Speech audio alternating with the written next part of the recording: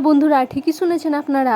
অবশেষে অনলাইনে form fill up শুরু হয়ে গেল আপনাদের সবার অন্নপূর্ণা ভান্ডারে। তো জেনে নিন এই বড় আপডেটটি কি। পশ্চিমবঙ্গের বহু মানুষ যে অন্নপূর্ণা ভান্ডারের জন্য অপেক্ষা করেছিলেন, যদি আপনারা এখনো আবেদন না করে থাকেন তবে এই ভিডিওটি একদম শেষ পর্যন্ত দেখুন।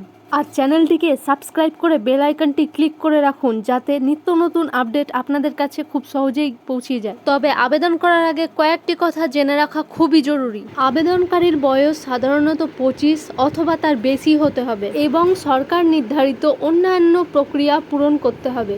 দেখুন, আপনারা এতদিন অফলাইনে জমা দিচ্ছিলেন। অফলাইনে মূলত আবেদন করতে গেলে লাগে বিভিন্ন ডকুমেন্টসের ফটোকপি, কিন্তু এখানে অনলাইনে আবেদন করতে গেলে আপনাদের অরিজিনাল ফটো তুলে সেই ডকুমেন্টসগুলোকে আপলোড করতে হবে অনলাইনের মাধ্যমে ওয়েবসাইটে। অনলাইনে আবেদন করতে গেলে সাধারণত আপনাদের লাগবে ভোটার কার্ড, আধার কার্ড, প্যান কার্ড এবং ডিজিটাল রেশন কার্ড। আপনাদের বাড়িতে দুজন থাকলে দুজনেরই সমস্ত ডকুমেন্টস লাগবে। আপনাদের বাড়িতে যদি 4 জন থাকে অথবা 5 জন 6 জন, আপনাদের বাড়িতে যতজন ক্যান্ডিডেট রয়েছে ততজন ক্যান্ডিডেটেরই সমস্ত রকম ডকুমেন্টসের ফটোকপি করে সেগুলো ওয়েবসাইটে আপনাদেরকে আপলোড করতে হবে। এবং আপনাদের অবশ্যই ব্যাংকের বইয়ের সাথে আধার কার্ডের ডিবিটি লিঙ্ক যুক্ত থাকা দরকার। এটার মাধ্যমে আপনাদের প্রতি মাসে 3000 টাকা করে আপনাদের ব্যাংক অ্যাকাউন্টে ট্রান্সফার হবে।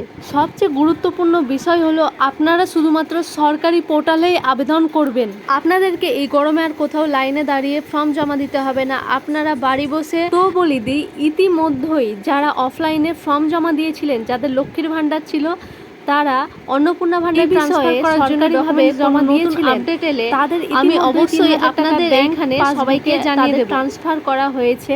সবার আগে আপনারা এই চ্যানেলেই সেই ভিডিওটি দেখতে পাবেন। ধীরে সুস্থে ভালোভাবে আপনারা অনলাইনে অন্নপূর্ণা ফর্মটি ফিল আপ করে দেবেন। কোনো রকম কোয়েশ্চেন থাকলে কিংবা কোনো রকম ডাউট থাকলে আপনারা কমেন্ট বক্সে সেটা জিজ্ঞাসা করতে পারেন। আমি সেটার অ্যান্সার দেওয়ার, আপনাদের সমস্যার সমাধান করার চেষ্টা করব। তাই ভিডিওটি ভালো লাগলে চ্যানেলটিকে সাবস্ক্রাইব করে দিয়ে বেল আইকনটা ক্লিক করে দিন, যাতে সমস্ত রকমের আপডেট সবার আগে আপনার কাছে গিয়ে পৌঁছয়।